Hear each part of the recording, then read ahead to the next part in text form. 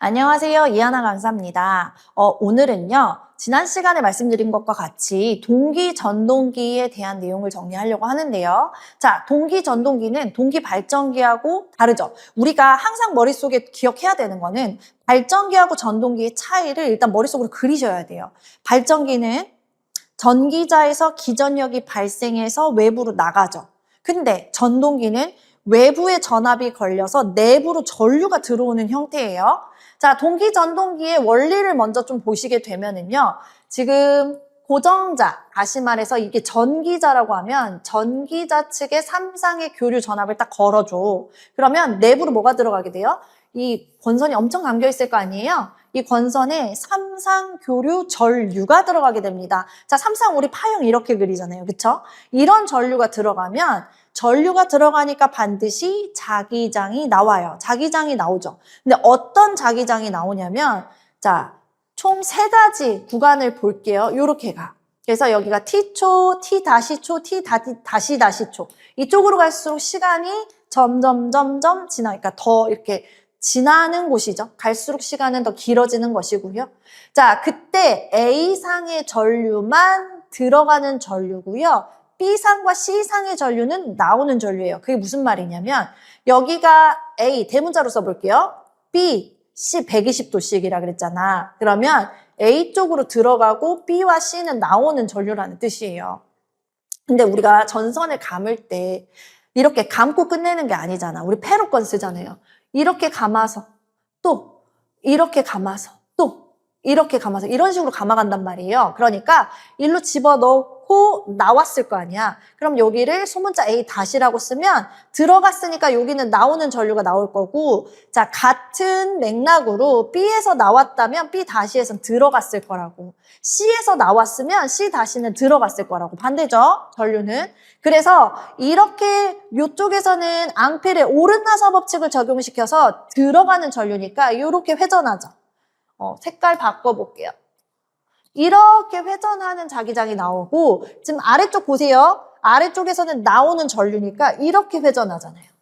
이런 자기장이 나올 거라고요. 이게 바로 자속.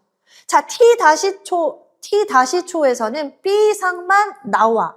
A상과 C상은 B상만 들어가. A상과 C상은 나와. 이런 전류죠, 방향이. 그러면 B상만 들어가. A상과 C상은 나와. 그러면 각각의 반대 이렇게 되는 거잖아요. 그러니까 다시 한번 앙펠의 오른나사 법칙에 의해서 들어가니까 요런 자기장이 나오니까 이렇게 휘가 맞으겠죠?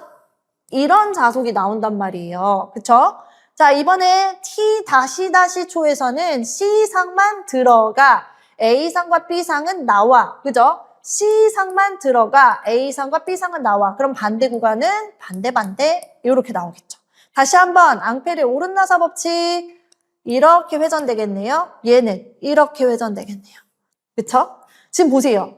시간에 따라서 자속이 지금 뭐 하고 있는 게 눈에 딱 보여요? 회전하네요. 이렇게 회전하고 있잖아. 맞아요? 그래서 자 결론입니다. 고정자, 우리 고정자가 누구야? 전기자죠. 지금 여기 오타예요. 회전자가 아니고 전기자죠. 그래서 전기자에서 뭐가 생긴다? 회전하는 자기장이 생긴다. 눈치가 빠른 분들이라면 이거 눈치채셨을걸요? 제가 여기다가 220V를 넣었는데 60Hz짜리 1초에 파형 60개가 생기는 전압을 넣으면 자, 그러면 뭐가 이제 딱 지정이 되는 거예요? 회전 자기장의 속도가 딱 지정이 돼. 어떻게 지정이 돼? 동기 속도로요. P분의 120fRPM으로 회전하는 자기장이 나오는 거야. 이해되시나요? 그래서 우리가 감아놓은 전기자에는 이런 식으로 회전하는 자기장이 나온다라고 보시면 되겠습니다. 자, 그럼 1번 한번 읽어보실게요. 전기자에 교류 전원이 공급되면 전기자 전류에 의해서 뭐하는? 회전하는 자기장이 발생한다. 여기 밑줄이죠. 이게 중요한 거예요. 그래서 계속 무슨 속도로? 동기 속도로 회전하는 회전 자기장이 발생을 하고요. 자, 이 회전 자기장, 동기 속도죠. 얘를 계자가 따라 돌아요. 그러니까 동일 속도로 같이 이렇게 돈다고 보시면 돼요. 그래서 그게 바로 동기전동기의 원리다라고 생각하시면 되겠죠. 자, 그래서 동기전동기가 어떻게 기동하느냐, 기동법에 대해서 나옵니다. 보시면 동기전동기에는요, 이 고정되어 있는 전기자에서 자, 이렇게 회전하는 NS 회전하는 자기장이 나오고, 자, 그럼 계좌가 있을 거 아니에요. 이게 N극, S극 고정이 돼 있을 거 아니야? 얘가 N극이 여기도 보면은 S니까 요렇게 물려가지고 이렇게 락이 걸려서 같은 속도로 돌아가게 된단 말이에요. 자, 그런데요. 만약에 우리가 생각을 해봐요. 60Hz가 들어가고 있고 여기서 동기 속도가 3600rpm이 나온다 그러면요. 얘 멈춰 있잖아. 얘 회전 속도 얼마야? 얘 0이란 말이에요. 0이 1분에 3600바퀴 도는 녀석을 한 번에 빡 잡아가지고 같이 돌아갈 수 있겠어요? 절대 못 돌아요. 멈춰 있잖아요. 그래서 어떤 현상이 발생하냐면 이쪽에서 회전하죠. 회전해서 얘가 N극이라고 봐봐요. 여기 S극이 왔어. 그럼 얘네들이 딱 처음에 물려가지고 살짝 가다가 속도가 너무 늦으니까 얘 속도가 빠르니까 얘는 이미 지나가 버려. 그러면 S극 다음에 N극이죠. N극이 여기 위치하게 되면서 밀어내게 돼요. 그러면 결국에 어떻게 돼요? 딸깍, 딸깍 이렇게 돼요. 그러니까 절대로 따라 돌지 못해. 같은 속도로 돌지 못하고 계속 딸깍, 딸깍, 딸깍 이것밖에 안 되는 거죠. 그거를 우리는 뭐라고 하냐? 동기 전동기는요, 기동 토크, 기동 회전력이 없어요 라고 말하는 거예요. 이게 문제점이에요. 그래서 기동 토크가 0이야. 왜냐면 동기 속도를 따라잡기에는 계좌가 너무 멈춰 있거든요. 그래서 사용하는 방법 1번 제동 권선을 이용합니다. 자, 조금 더 그려보면은요, 예를 들면 우리가 계좌가 이렇게 생겼다 그러면 여기다가 이렇게 권선을 넣는 거예요. 이 권선을 넣고 여기에다가 이제 납둬. 회전 자기장이 이렇게 돌 거야. 그러면 자속이 계속 회전하면서 여기 뭐가 생겨요? 자속의 변화량이 생기고 그만큼의 기전력이 생겨. 기전력이 생기면 전류가 흘러. 전류가 흐르면 또 자기장이 생겨. 그러면 이 자속과 여기에서 나오는 자속이 서로에게 영향을 미치면서 얘가 뭐 하게 돼요? 회전력이 생기게 돼요. 스스로 회전력이 생기게 돼. 그러면 얘가 회전하기 시작해? 그럼 얼른 여기다가 전자석을 만들어버려. 그럼 얘가 회전했으니까 N극이 S극을 딱 물리는 순간 얘 회전하는 힘이 생기니까 같이 돌 수가 있잖아요. 이걸 우리는 제동권선을 사용했다 그래. 이게 바로 제동권선이에요. 선생님 왜 이름이 기동권선이 아니고 제동권선인가요? 우리가 동기기의 가장 큰 특징이요. NS로 항상 일정 속도 구현이잖아요. 근데 이 일정 속도가 깨질 때가 있어요. 그러면 이걸 다시 잡으려고 해주는 것 중에 하나가 바로 제동권선이야. 그러니까 뭔가 속도가 벗어나, 계좌하고 전기자 간의 속도가 뭔가 벗어나? 그럼 이걸 다시 잡아주고 이럴 때 쓰는 게 바로 제동권선이거든요. 그래서 이 제동권선을 기동에 쓰는 거예요, 지금. 나중에 우리가 난조를 배우게 될 텐데 이 난조 해결 방법으로 제동권선을 씁니다. 그래서 제동권선이라는 이름을 쓰고요. 어쨌든 이 제동권선을 기동에 쓰겠다. 스스로 도는 거잖아요. 그래서 이거를 셀프 기동법이야. 자기 기동법이라는 표현을 씁니다. 자, 정리할게요. 동기 전동기는 스스로 돌 수 있는 회전력이 나온다, 안 나온다? 안 나온다. 그러니까 우리가 뭘 사용할 거다? 제동권선을 사용할 거다. 제동권선을 사용했으니까 스스로 돌죠. 그래서 이걸 무슨 법이라고 한다? 자기 기동법이라고 한다. 여기까지 정리하시면 되고요. 자, 두 번째 기동법은 유도전동기법인데 정확하게 말하면 기동 시 뭘 사용하겠다? 전동기를 사용하겠다. 그래서 기동전동기법이라고도 합니다. 이게 무슨 의미냐면요. 이렇게 회전 자기장이 돌 거예요. NS 굉장히 빠른 속도로. 그러면 요 계좌가 있잖아요. 요 계좌한테 잠깐 동안 전동기를 이렇게 달아놓는 거예요. 이 계좌. 가장 많이 쓰는 전동기는 유도전동기를 써요. 그래서 여기서는 유도전동기법이라는 표현을 썼습니다. 그래서 유도전동기를 돌릴 건데 돌리고 계속 돌려놓는 게 아니고 돌리고 얘를 제거할 거란 말이에요. 자, 그러면 여기서 유도전동기의 속도, 우리 유도전동기 속도 이렇게 쓸게요. 이거는 얘가 무슨 속도야? 회전 자기장 속도죠. 회전 자기장 속도하고 같게 돌릴 것이냐? 아니다. 유도 전동기의 속도가 조금 더 빨라야 된다. 아니다. 회전 자기장의 속도가 좀 더 빨라야 된다. 이거를 생각을 해야 된다고요. 정답은 두 번째입니다. 유도 전동기 속도가요. 회전 자기장 속도보다는 살짝 더 빨라야 돼. 왜? 뗄 거니까. 뗄 거면 다시 원래대로 자기 값을 찾아가려고 하는 관성 때문에 속도가 좀 늦어져요. 그때 회전 자기장의 속도하고 딱 맞아지면 물려서 같이 돌 수 있는 거지. 그래서 유도 전동기법에서 나오는 시험 문제는요. 극수를 물어봅니다. 자, 동기 전동기의 극수가 예를 들면 10극이었다 그러면 기동을 위해서 사용하는 유도 전동기의 극수는 몇 극이어야 되나요? 마이너스 2극. 딱 한 쌍만 이렇게 딱 빼면 돼요. 8극짜리를 써야 돼. 왜? 회전 속도는 P분의 120F이기 때문에 P가 작아야 속도가 증가하겠죠. 주파수는 같을 거니까. 같은 삼상전압 쓸 거 아닙니까? 그래서 딱 몇 극만, 2극만 감소시키면 돼요. 은근히 나옵니다. 그래서 마이너스 2극이라는 것만 좀 기억을 해주시면 좋을 것 같아요. 자, 동기, 전동기의 특성입니다. 출력 똑같이 나오지만 제가 저번 시간에 뭐라 그랬어요? 저번에 발전기 그 출력할 때도 이 출력식이 중요한 게 아니다. 뭐가 중요하다?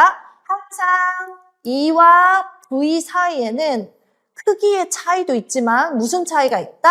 위상 차이가 있다. 그 위상차를 뭐 때문에 생기는 각이라고 그랬다? 부하 때문에 생기는 각이라고 했다. 그래서 부하각이라고 했고요. E와 V의 위상차죠. 자, 그런데 여기서 잠깐. 우리 이거 발전기예요? 전동기예요? 전동기잖아. 그러면 전동기에서 E는 무슨 기전력이야? 유도기전력 아니야. 역기전력이라는 표현을 썼습니다. 그쵸? 그리고 V가 뭐예요? 얘가 공급전압이 되겠죠. 그래서 역기전력과 공급전압 사이에 발생하는 위상차를 우리는 부하각이라고 한다. 저 이것만 보고 갈 거예요. 그래서 이것만 보시고요. 자, 토크는 언제나 똑같죠. 왜? 기계적인 출력. 전동기에서 나오는 기계적인 출력은 토크와 각속도를 곱한 것과 같다 그랬잖아요. 그러면 여기서 토크는 뭐가 나왔어? 9.55 곱하기 회전 속도분의 출력. 자, 근데 동기 전동기의 회전 속도는 동기 속도. 이렇게 나오겠죠. 단위는 뭐예요? 뉴튼 미터가 됩니다. 자, 이걸 킬로그램 미터로 바꾸면 0.975 곱하기 회전 속도분의 출력. 이렇게 계산 문제로 나올 수도 있다 그랬고요. 자, 밑에 동기 이탈은 그냥 한번 읽어보시면 돼요. 뭐예요? 우리가 토크가요. 지금 이렇게 돼 있잖아요. 토크. 그쵸? 자, 토크는 뭐에 비례해? 토크는 출력에 비례해서 나와. 근데 출력은 뭐에 비례해? 출력은 뭐에 비례해? 사인 부하각에 비례해. 사인 어떻게 생겼어?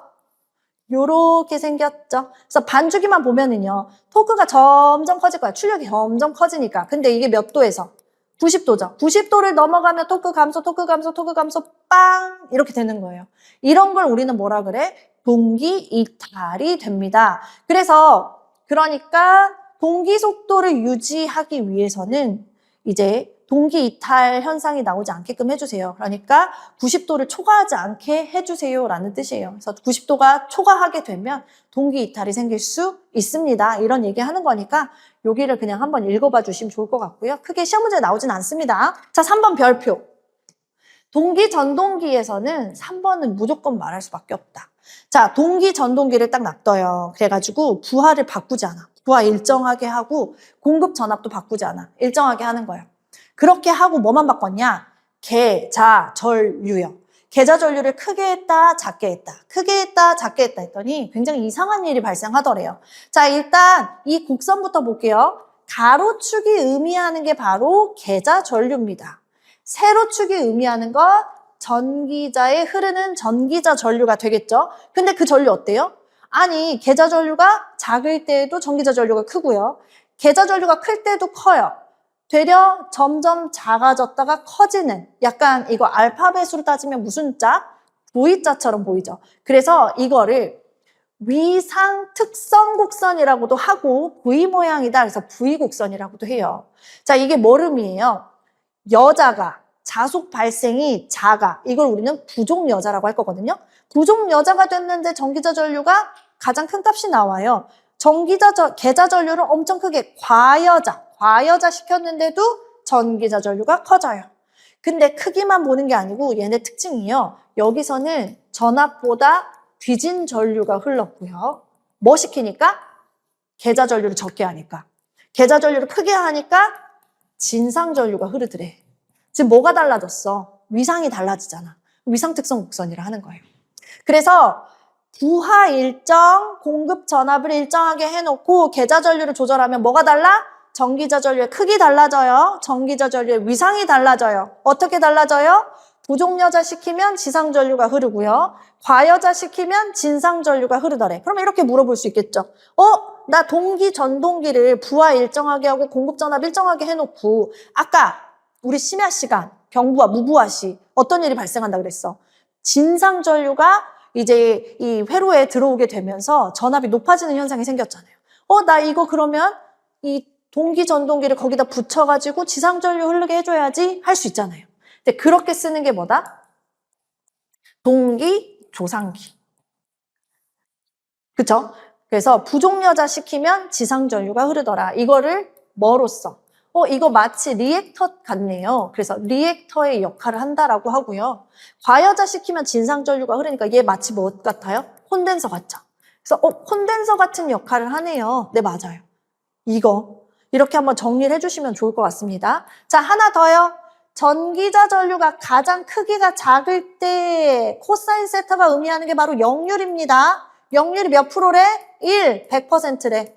무효분 없다는 거지. 선생님, 무효분도 조절할 수 있겠네요. 맞아요. 그래서 전기자 전류가 가장 작을 때 역률이 1이다. 이것도 넣으시면 되고요.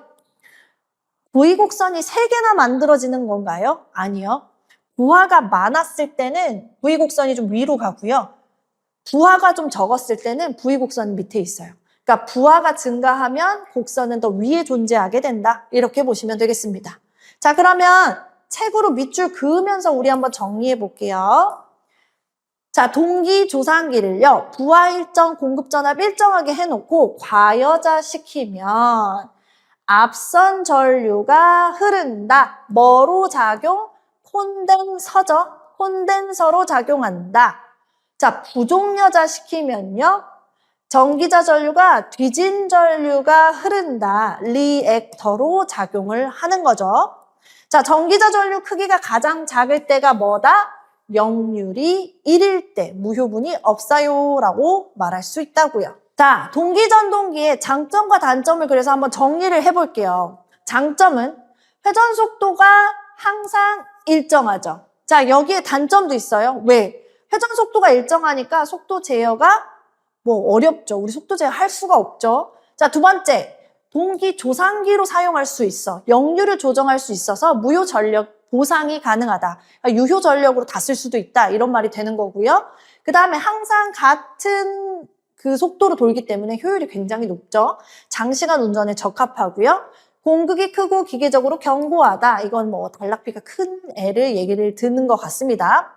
자, 단점은 기동 토크가 빵이야. 그러니까 반드시 별도의 기동장치, 제동권선이라던가 유도전동기라던가 이런 부분들이 필요하고요.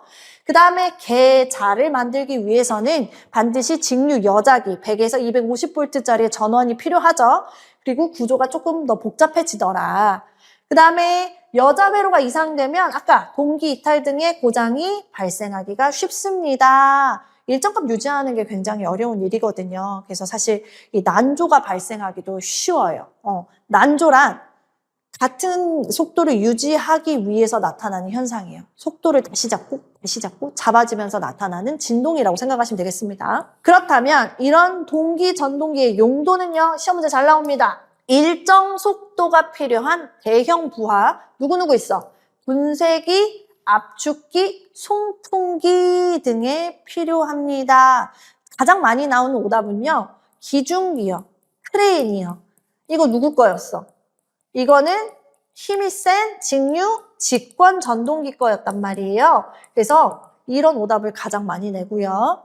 자, 드디어 나왔습니다. 난조 현상. 자, 난조 현상은요. 동기 전동기에서 부하가 갑작스럽게 변화하게 되면 회전자와 고정자 사이에 부하각이, 그쵸? 부하 때문에 생기는 위상차인데 부하가 급변하면 이 부하각이 왔다 갔다 할 거 아니에요? 그러면 이제 이렇게 되면서 자꾸 전기자전류 크기와 위상이 변화, 출력이 불안정, 아까 요동친다라는 말을 했죠. 건선도 가열된단 말을 했단 말이에요. 그래서 이런 게 생겨서 이게 점점 심해지면은요, 진동이 더욱 증폭되는 현상을 난조라고 한다라고 합니다. 자, 원인을 보면은요, 첫 번째, 부하의 급격한 변화, 이게 가장 크죠. 그 다음에 두 번째, 자꾸 변동이 일어나. 부하가 급변하면서 부하각이 흔들리니까 주파수, 전압 자꾸 왔다 갔다 하게 되고요. 그러다 보니까 토크도 자꾸 변하게 돼. 그쵸? 그래서 토크의 주기적인 변동. 그리고 관성 모멘트, 일정 값 유지하려고 하는 크기가 작을 때. 자, 한 개 더 있어요. 고조파 유기돼도 그래요. 이렇게요. 그래서 이런 발생 원인들이 있더라 정도 보시면 되고요. 더 중요한 건 그럼 이 난조를 방지하기 위한 대책이 뭐냐? 자, 뭘 쓴다? 제동 권선을 설치한다. 그죠? 그래서 부하가 급변하게 될 때 이제 부하각이 흔들리는 걸 제동 권선을 설치해서요. 아까 부하각이 흔들리면 주파수 진동하고 토크가 불규칙하게 만들어지고 그걸 잡아준다고 생각해 주시면 될 것 같아요. 그다음에 관성 모멘트가 감소할 때라 그랬으니까 플라이휠을 설치해서요. 엄청 무거운 무게추 같은 걸 달아놔가지고 이 급변하는 값이 좀 적어지게끔 만들어준다고 보시면 돼요. 그래서 관성값을 크게 한다. 자, 조속기, 속도 조절기를 신속하게 동작하게 한다. 그 다음에 단절권과 분포권을 채용해서 고조파를 제거한다. 이렇게 말할 수가 있겠습니다. 자, 그럼 여기서 우리 하나만 정리하고 갈게요. 제동권선입니다. 자, 제동권선의 역할이 뭐냐라고 물어보면 우리는 난조 해결책이잖아요. 그래서 난조 방지 대책으로도 쓰이면서 뭐로도 쓰였어요? 기동 토크 발생의 목적으로도 썼죠. 그래서 요건 좀 정리를 해두셔야 될 것 같아요. 시험 문제 잘 나오니까요. 자, 기출문제로 한번 정리를 해볼게요. 자, 동기발전기 난조 방지를 하기 위해서 자극면에 유도전동기의 농형권선과 같은 권선만 보면 되겠죠? 무슨 권선? 제동권선이죠. 난조 방지, 기동 토크 발생은 제동권선이다. 난조 방지와 관계가 없는 것, 제동권선 설치 맞잖아요. 단절권 혹은 분포권, 고조파 유기를 고조파 제거.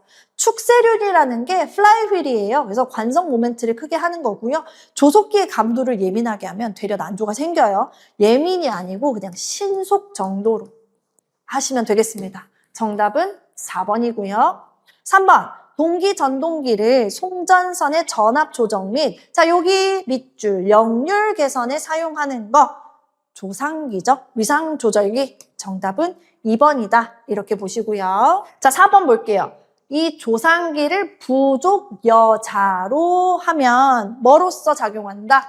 리액터로서 작용한다. 다시 말해서 뒤진 지상 전류를 발생시킨다. 이렇게 보시면 되겠죠? 자, 5번. 전동기예요. 전동기의 전기자 반작용에서 앞선 전류잖아.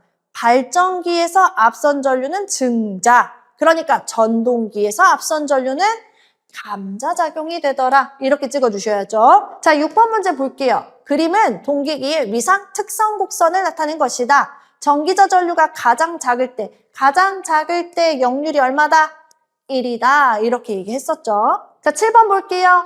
동기전동기의 계자전류를 가로축에, 전기자 전류를 세로축에 하여 나타낸 V곡선에 관한 설명으로 옳지 않은 것, 위상특선이라고 하고요. 부하가 많을수록 V곡선은 아래가 아니고 위쪽에 존재한다라고 했고요.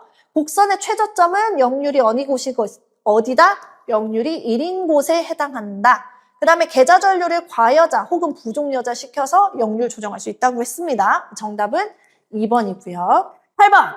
전력계통에 접속되어 있는 변압기나 장거리 송전 시 정전 용량으로 인한 충전 특성. 이 뭐 C전류가 흐른다는 거잖아요. 진상전류가 흘러요. 그러면 이런 것들을 보상하기 위해서 우리는 뭘 써? 조상기 쓰죠. 동기조상기. 자, 9번 볼까요? 동기전동기의 부하가 누구와 누구 사이의 위상차? E와 V의 위상차. 이것만 봐도 알겠다. 정답 몇 번? 1번. 공급전압 V와 역기전력 E와의 위상각이다. 정답 1번이고요. 자, 10번. 안정도 증진법이 아닌 것. 자, 동기 임피던스 감소, 관성 모멘트 증가, 소극 여자 방식 채용 맞죠? 전기자 저항이 감소한다. 뭐 전기자 저항 감소하면 뭐 전압 강화가 작아지니까 안정도 증진되겠죠. 그렇죠? 그래서 정답은 3번이 되겠습니다. 자, 11번 볼게요. 동기 전동기를 자체 셀프 기동법으로 기동시킬 때 계좌회로는 어떻게 해야 되냐면요. 이게 뭐냐면 아까 제동건선을 설치한다 그랬잖아요. 제동건선을 설치할 때 계좌회로를요. 단락시켜 놔야 해요. 이게 무슨 말이냐면 계좌회로가 이렇게 생겨서 이렇게 제동건선을 단다고 했을 때 단락시킨다는 건 이 제동건선끼리 이렇게 하나의 폐회로를 이루고 있어야 된다라는 걸 의미하거든요. 단락이 안 돼 있으면요. 그냥 이렇게 돼 있는 상태라서 이 밑에 부분이 뭐가 돼 있어요? 다 개방이 되어 있는 상태란 말이에요. 개방이 돼 있으면 여기 기전력이 발생할 거고 건선과 건선 사이에 기전력이 계속 걸리겠죠. 기전력이 커지면 절연 파괴 위험이 있을 수 있겠죠. 그래서 단락을 시켜서 전류를 흘려주는 거예요. 그러면 여기서 절연 파괴 위험을 감소시킬 수가 있겠죠. 그래서 그걸 말하는 거고요. 그래서 여기서 정리 하나만 하면 뭐 어떤 상황이 됐든 나중에도 나올 건데 단락의 이유가 뭐야? 라고 물어보는 문제들이 있을 겁니다. 종종. 그러면 단락의 이유는 무조건 절연 파괴 위험 방지 뭐 이런 식으로 찍어주셔도 좋아요. 자, 12번. 제동 건선에 의한 기동 토크를 이용해서 기동하는 걸 스스로 기동법, 자기 기동법 이렇게 말했었죠. 자, 13번 보겠습니다. 나왔죠? 계좌건선을 단락하는 이유. 계좌건선을 단락하죠. 왜요? 왜? 고전압이 유기가 되면 절연 파괴 위험이 있으니까요. 그래서 정답은 3번으로 찍어주시면 되고요. 동기전동기의 공급 전압과 부하가 일정할 때 여기 밑줄. 이거 무슨 말 하고 싶은 거냐면 자, 이거 조상기로 쓴 거야를 말해주고 있는 거예요.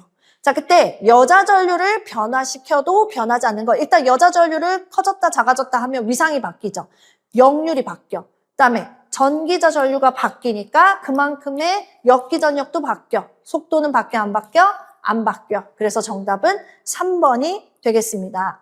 자, 15번. 동기전동기의 용도가 아닌 거. 자, 분쇄기, 압연기, 송풍기 맞습니다. 크레인이 누구 거라 그랬어요? 힘이 센 직류 직권 전동기 거라고 했어요. 자, 16번 보겠습니다. 동기 전동기에 대한 설명으로 틀린 것. 정속도죠. 그치? 속도 일정하지. 저속도에서 특히 효율이 좋다. 뭐 그럴 수 있을 것 같아요. 역류를 조정할 수 있다. 맞죠? 일정 속도를 유지하는 거 어렵다. 난조가 발생하기 쉽습니다. 직류 여자기가 반드시 필요하죠. 왜? 계좌가 있어야 되니까.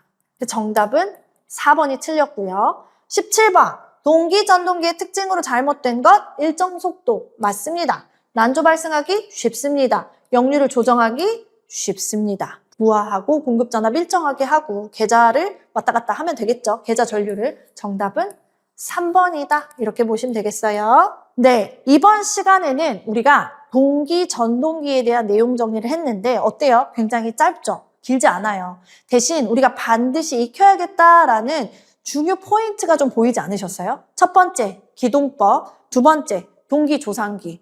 그래서 이 정도 부분은 정확하게 정리를 해주시고 문제를 다시 한번 푸시면 너무 좋을 것 같습니다. 다시 한번 중요한 건 틀린 문제를 내용 정리를 다시 한번 그러니까 오답 정리를 말씀드리는 거예요. 그래서 그렇게 하시면 정말 완벽하게 기기를 대비할 수 있는 방법이 아닐까 싶습니다. 오늘 또 고생 많으셨습니다.